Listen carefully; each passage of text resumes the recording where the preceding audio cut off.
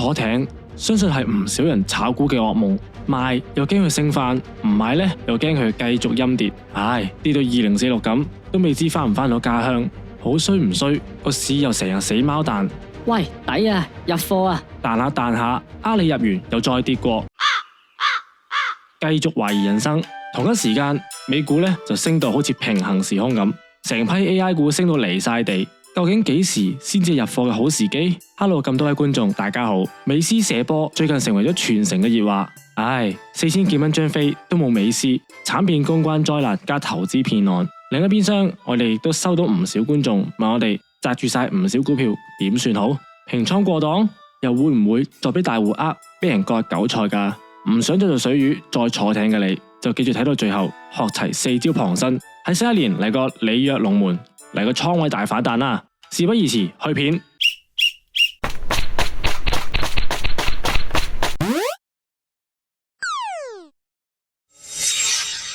坐艇嘅第一個原因就係唔睇基本面。好多時聽到有人講有利好消息，有靚 number， 或者因為佢係大型科技股就實冇死啦。試過伏呢，就知道有幾慘噶啦。舉個例子，5號仔匯豐啦，曾經係唔少港人嘅愛股，派息率又高又穩定，甚至乎賺息又賺價，仲唔係雙贏？但係一場金融海嘯可以話係直接改變晒成個金融體系。聯儲局長期 QE 印銀紙，息口又咁低，你話靠息差賺錢嘅銀行邊有運行啫？喺2020年初更加一度停止派息，股價呢就自然好難再上啦。低息環境自然利好科技股，好似近期熱炒嘅 Nvidia 啦同 Microsoft 咁，搶晒 Vision Pro 嘅風頭。佢哋越升就越有，內在嘅原因就係因為佢哋基本面夠強夠硬淨，基於人工智能嘅爆發性增長，令市場預期佢哋嚟緊可以繼續創造價值，為公司帶來成長，當然就升到冇朋友啦。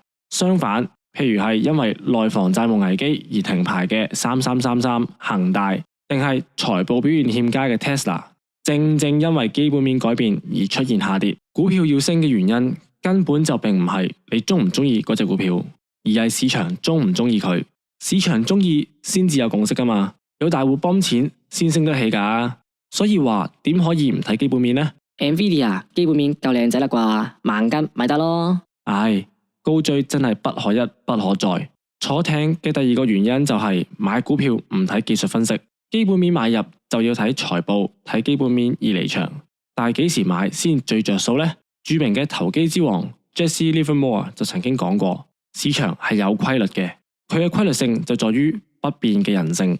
技術分析其實就係分析緊市場有冇共識，而股價嘅形態同埋陰陽燭就係市場嘅蛛絲馬跡。投機者要贏就要喺圖表度揾到證據去支持自己嘅睇法，繼而揾機會介入市場。對於新手嚟講，學好趨勢線、支持或者阻力位同埋成交量就已經成功咗一大半，大大減少咗俾人割韭菜嘅機會。我哋一齊嚟睇下以下嘅例子。呢個係 AMD 嘅周線圖，俾10秒時間大家，你又見到有幾多個買入機會呢？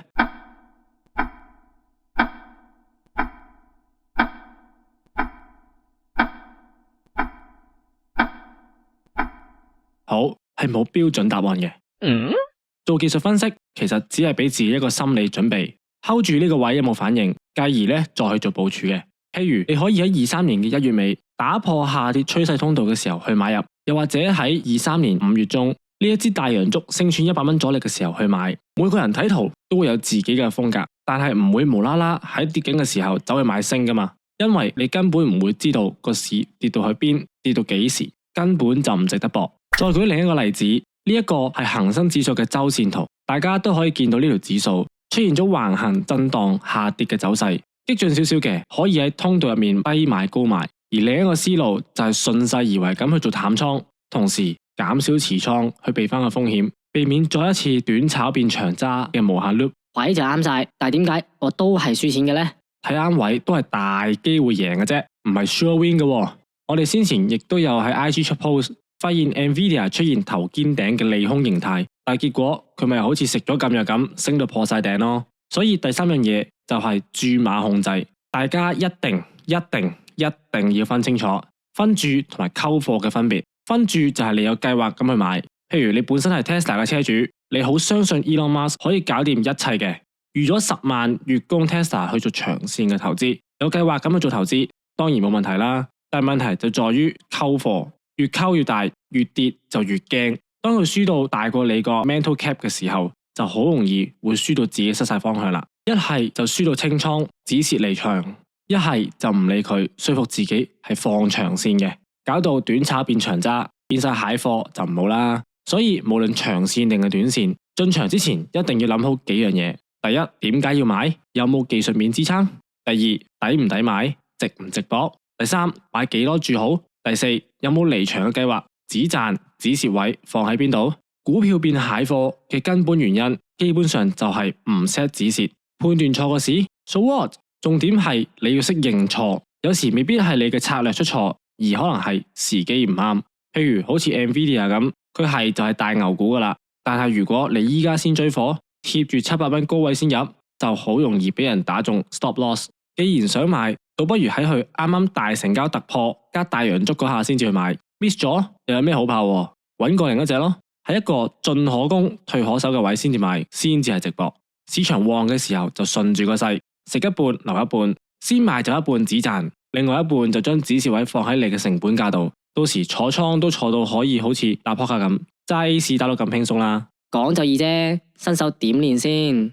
最後就係最悶最辛苦嘅回測 backtesting 啦。每個時代每個市場都總有一隻爆升股，可能係 Apple 啦、Tesla 啦、Nvidia 啦，定係700騰訊，其實都只係個名唔同咗。希望大家將個重點放喺自己點樣去判斷個市，點樣操作，繼而刻意咁去練睇圖表，練到你有 muscle memory 嘅。咦，上次都係咁樣升嘅喎，再做好出入市嘅策略同埋注碼分配，慢慢做大個倉位，自然就會睇到自己嘅進步啦。依家市場上都有唔少嘅專業軟件可以俾大家記錄翻自己嘅交易記錄嘅，再去優化翻自己嘅策略。連結就放咗資訊欄俾大家參考啦。結論，炒股嘅目標都係想賺錢，但贏錢並唔係得死揸爛揸一個方法嘅。見到業績差或者基本面有改變，及時認錯離場先至係最理想嘅做法。希望大家唔好為咗一棵樹而放棄咗成個森林，把握好呢一個 AI 嘅新浪潮，揾到屬於你嘅爆升股，做到財務自由啦。中意呢條片嘅觀眾，不妨喺下面評論區留一個暗號，話俾我哋知。暗號就係笑笑 emoji。走之前記得 like、subscribe 同埋撳埋隔籬嘅鐘仔，咁樣我哋每一次出新片，你就會成為第一批觀眾。